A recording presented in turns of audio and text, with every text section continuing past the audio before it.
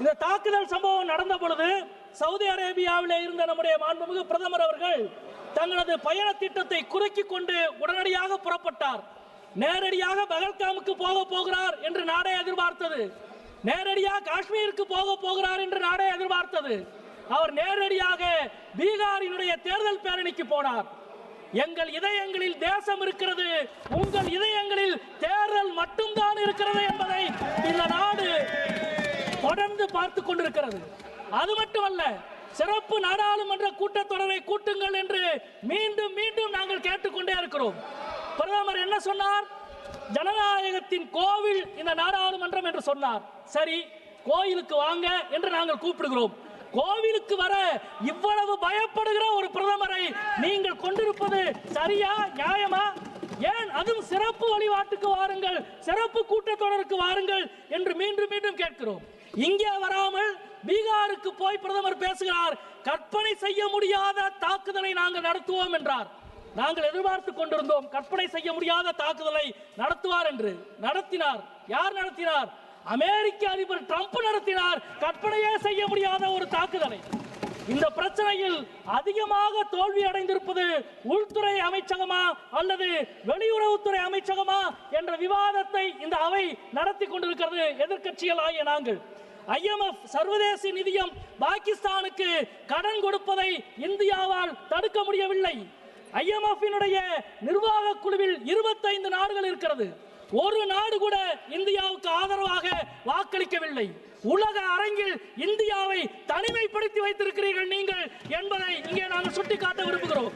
அதே போல பாலஸ்தீன பிரச்சனையில் ஐநா தீர்மானத்தில் இருந்து விலகியது, ஈரான் மீதான தாக்குதல் பிரச்சனையில் சாங்காய் ஒத்துழைப்பு அமைப்பினுடைய கூட்டறிக்கையில் கையெழுத்து போடாதது, ட்ரம்பினுடைய பேச்சுக்கு எதிராக எந்த எதிர்வினையும் ஆற்றாதது, இதுவெல்லாம் சர்வதேச அரங்கத்தில் இந்தியாவை ஒரு கோழை நாடாக கொண்டு போய் நிறுத்தி இருக்கிறீர்கள் என்பதை நாங்கள் இங்கே குற்றம் சாட்ட கடமைப்பட்டிருக்கிறோம்.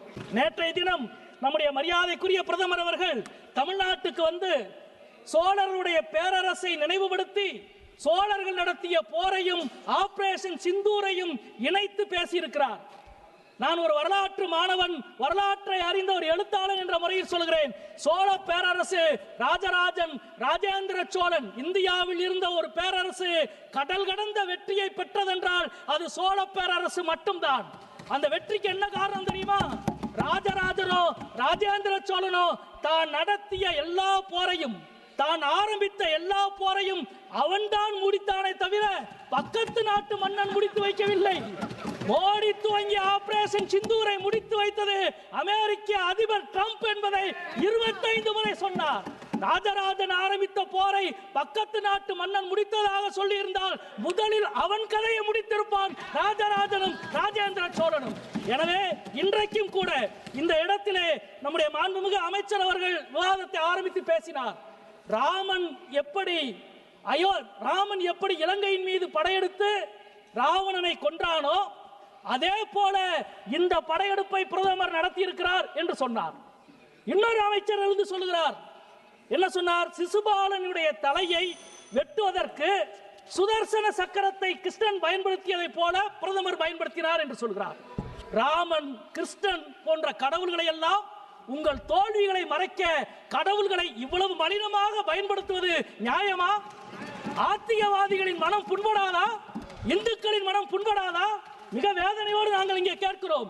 மாண்புமிகு பாதுகாப்புத்துறை அமைச்சர் தனது பேச்சில் ஒரு முறை கூட மறந்து கூட கர்னல் சோஃபியா குரேஷிக்கு ஏற்பட்ட அவமானத்தை, அவமதிப்பை மத்திய பிரதேசத்தினுடைய உங்கள் MP விஜய் சா பேசியதை கண்டித்து ஒரு வார்த்தை பேசவில்லை. ஏன்? அதே போல பகல்காம் தாக்குதலின் போது சுற்றுலா பயணிகளை காப்பாற்ற குதிரை ஓட்டி தன் உயிரை கொடுத்தான் அதில்ஷா. அதில்ஷாவினுடைய வீரத்தை பாராட்டி ஒரு வார்த்தை நீங்கள் பேசவில்லை. அது மட்டுமல்ல, ஒரு அதில்ஷா அல்ல, தீவிரவாதத்துக்கு எதிராக நூற்றுக்கணக்கான அதில்ஷாக்கள், ஆயிரக்கணக்கான அதில்ஷாக்கள் இருக்கிறார்கள் என்று உணர்த்தியது காஷ்மீர் மக்கள். அந்த காஷ்மீர் மக்களினுடைய ஒருமைப்பாட்டை அங்கீகரித்து ஒரு வார்த்தை நீங்கள் பேசவில்லை. வேதனையோடு நாங்கள் சொல்லுகிறோம், மத ரீதியான வேறுபாடுகளை பயங்கரவாதத்தை வைத்து அதிகரிக்க முடியாது என்பதுதான் இந்தியா சொல்லுகிற செய்தி. அதுதான் இந்தியா. அந்த இந்தியாவை உங்களால் ஒருபோதும் விளக்கவோ வெளுக்கவோ முடியாது. நாங்கள் வெல்லுவோம் என்பதை சொல்லி முடிக்கிறேன். நன்றி, வணக்கம்.